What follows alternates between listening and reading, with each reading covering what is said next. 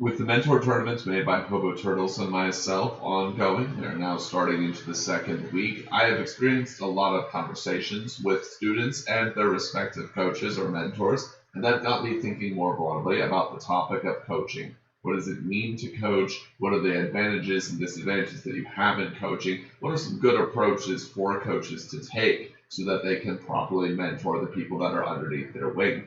And this is going to be augmented a bit by the things I've done earlier in my life in a professional context, and additionally by pulling things from little war games such as Norm's coaching on stream, or the coaching I've seen people's high-level players such as AC provide, or just the interactions I've seen that I will keep private for the most part between the coaches and students that I have seen in the results of the mentor tournament. First thing about coaching is that I truly believe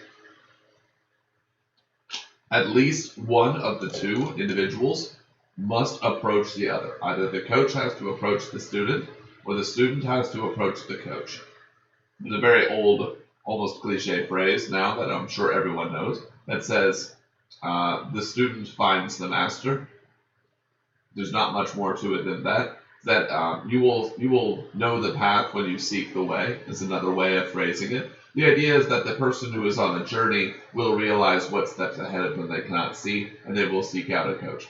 But if you are the coach, it's important that this relationship goes the other way. You can find a person who has potential, so let's get into that. If you want to coach somebody, maybe not for the mentor tournament, but this is an angle you could take if you're already their coach. When we talk about getting into the idea of coaching people, how do you know this is the person that you want to coach? What do you see in them? You have to find something in them that you believe is capable of growth, that you are uniquely capable of addressing. And that is one of the hallmarks of coaching, is that you cannot approach coaching and teach things that you yourself can't harness, can't hunker down on, and build out extrapolations for. And that doesn't mean mechanical skill. It is not strange for a coach to be of inferior mechanical skill or level to the people that they are coaching. But usually coaching involves you taking an area of expertise that you have that fits and plugs the gap in what the student has in terms of what they're lacking.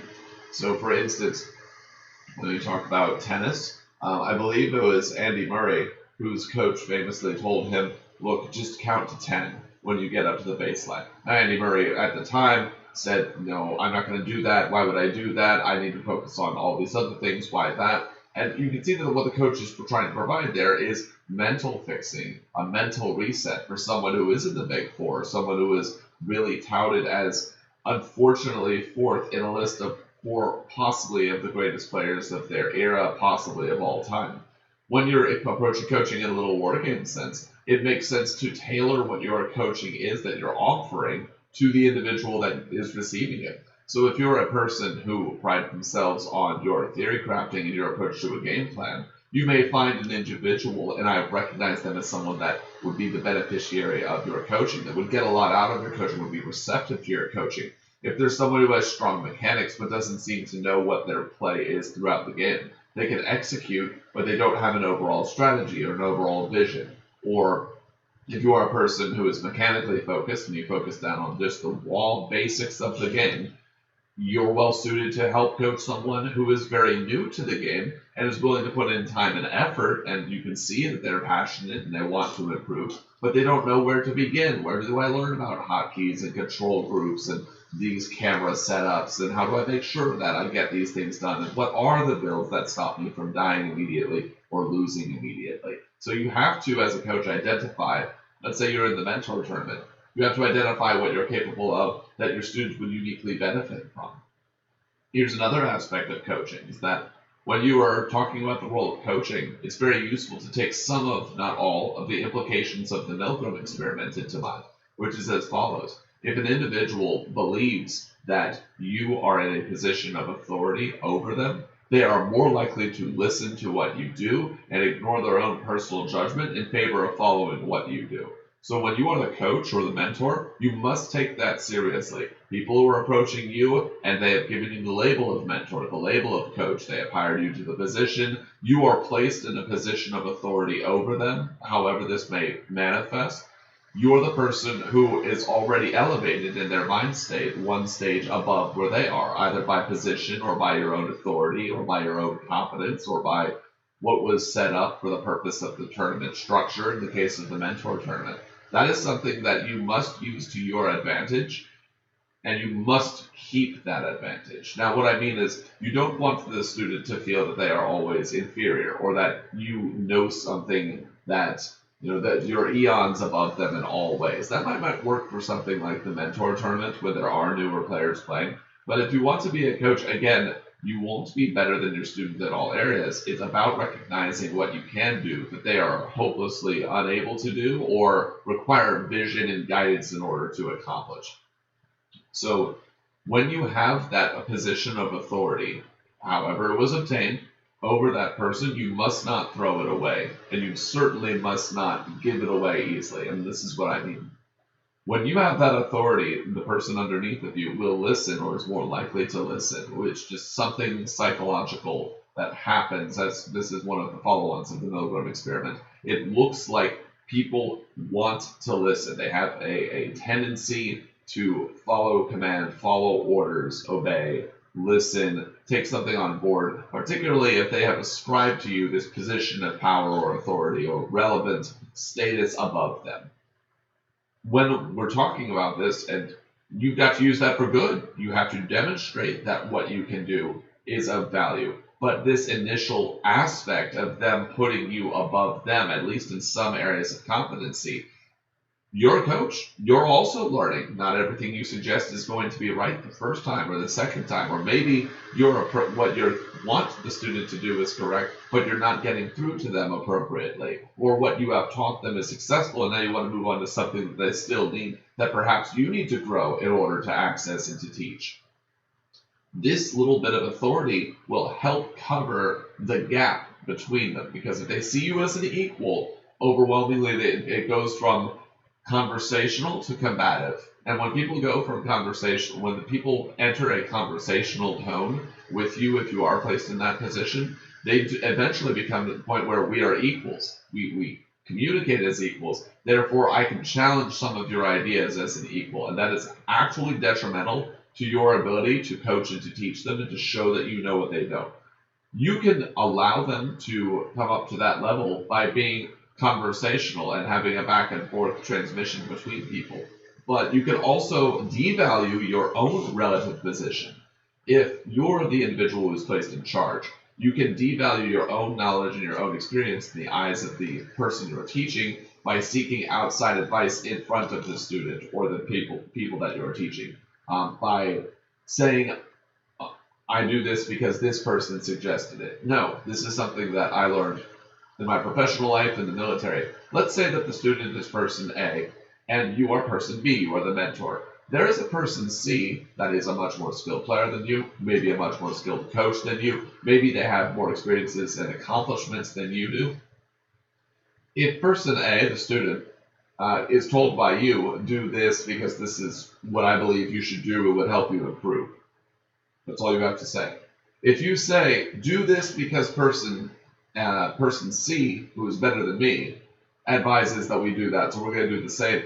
Person A, the student, is going to think, then why am I listening to you? If the chain is, I'm here and you're here and this other person you're referencing is up there, why don't I just cut out the middleman? I mean, clearly you're not the same level of coach, you're not at the same capacity, so I'll go find that person instead. Or if you constantly reference where you got the information from, then yeah, you're telling me, well, I can go get the information, but that means the information isn't coming from you. And I don't want coaches, and I don't want this to be taken as that people in the coaching, a mentorship, and authority position should not ever cite their sources, that they should not ever interact, but you are devaluing your own authority amongst the very person that you are trying to help the most. And so, in essence, by showing all of your secrets and sources in that way, yes, you may have gathered all those disparate parts of information. You may know who the resources are that you contact to improve your own capability. But all the student sees is that, oh, I can just go to those individual areas. they might not recognize perhaps your strength as a coach is that you do have this knowledge from disparate fields that you can pull together. And maybe the student could go to each of those disparate fields, but you are the filter that is the one person that they can go to that combines all of those aspects together. And so something that I saw in the military, for instance, quite a bit is, let's take that same hierarchy. It was a bit different because the military is a different structure than coaching in a video game, let's just be honest. But person A is the student equivalent, person B is the coach, and then person C would be the person that is over top of the coach. Let's say super coach.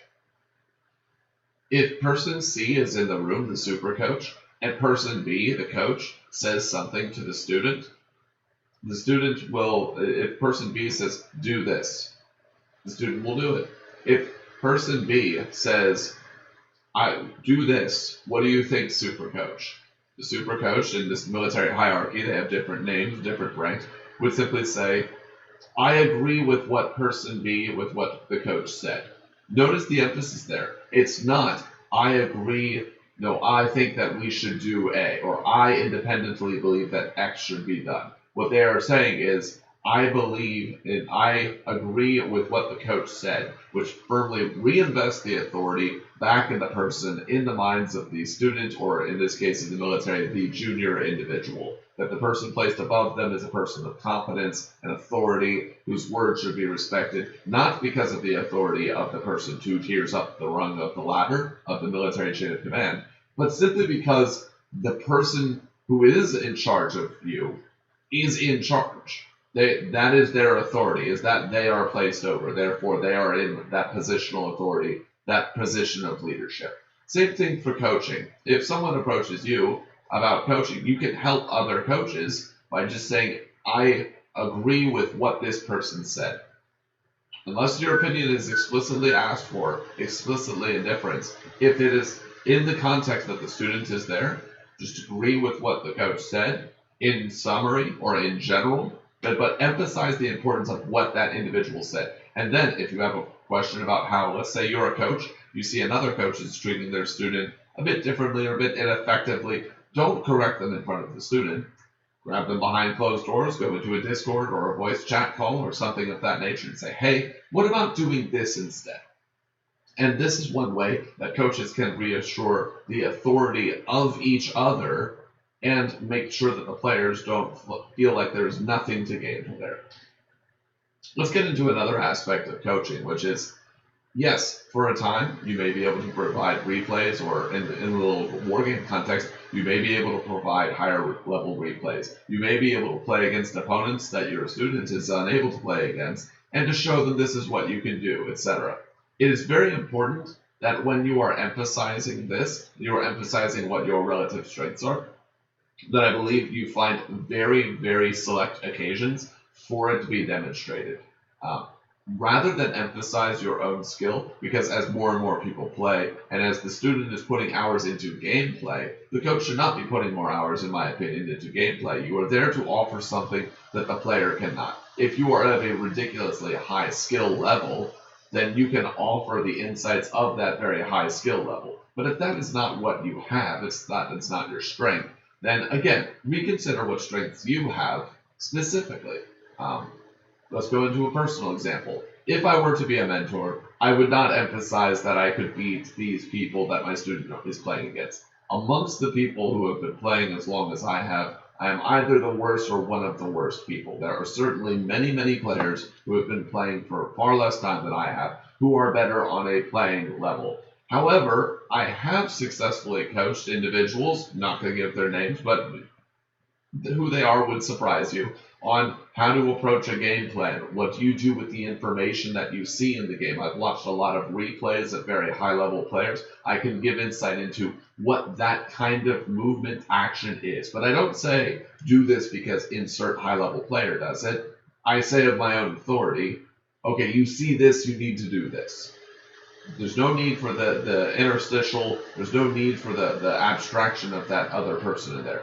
Another thing that I'm capable of doing is I'm very well in touch with the modding community. There are a series of excellent mods, depending on the player's level, that will help them in everything from Raider Micro to General Macro to increasing their APM. And I happen to know what those are. many of them, some of which I've created myself. And so if there's a player who's struggling in those aspects, that would be something that I emphasize.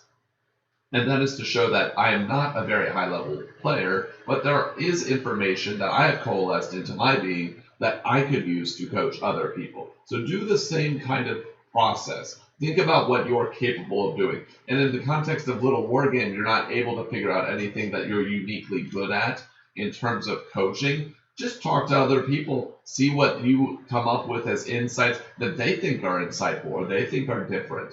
If you have a background in a different game, you may be of a very high skill level in that game, so maybe you know more about the process of improvement. Maybe your mental game is extremely strong. Maybe you're the kind of person who knows how to be more efficient in your values and your practice. Maybe you're an excellent writer, so you can communicate better by writing than by speaking. Maybe you have these other insights. The point is, find the area that you are strong in and communicate it to the student. And the final topic I want to get into for approaching coaching is as follows. I've repeatedly emphasized you want to be the person who can bring something of value to your student. You may find that the student that you're interacting with is just not a good fit for all of the aspects that you bring into the game. You may not be able to help them the way that you would like to. That will require your own personal growth, and it may require that you find either a different student, that the student find a different mentor, or in the case of something like the mentor tournament, that, as I said, you grow as a person and see what you can do to help them. So I'll take this example. Let's say that my emphasis as a coach is that I'm really, really good at explaining macro concepts to people. I'm very good, hypothetically, at these are hotkeys and camera controls and and these are the selections and control groups that you could use. And this is a good way to check to make sure you're never supply blocked, etc. Well, if your student is someone whose primary strength is their mechanical prowess, but they really struggle with things like, let's say, mini-map awareness, or with having a game plan, or approaching a matchup, and those are areas that you as a coach are weak at, you may not be a good fit for that individual. So even though you have your strength and you want to emphasize it, this may not be the right student to emphasize that particular strength to. So it's important to become multifaceted. And the reason I back away, as I said before, from emphasizing the skill approach that you contain is that your own skill will devalue, it will degrade if you take mentoring and coaching seriously, because you are not spending the time in the mechanics room, as it were. You are not spending the time to play more games, get your hands ready, be faster, better, harder, faster, dapper, punker. You're not doing any of that. You are mostly taking time to conduct replay analysis. Maybe you're doing theory crafting. Maybe you're watching your students' games. Every game that you watch of your student is a game that you are not playing. But if your goal is to coach and to improve that player, you'll find that that's a worthy sacrifice. If you enjoy the content that I make on this channel, or for the Little Wargame RTS channel on Twitch, or throughout any other space that involves Little Wargame, please consider subscribing to the Patreon link in the description box below.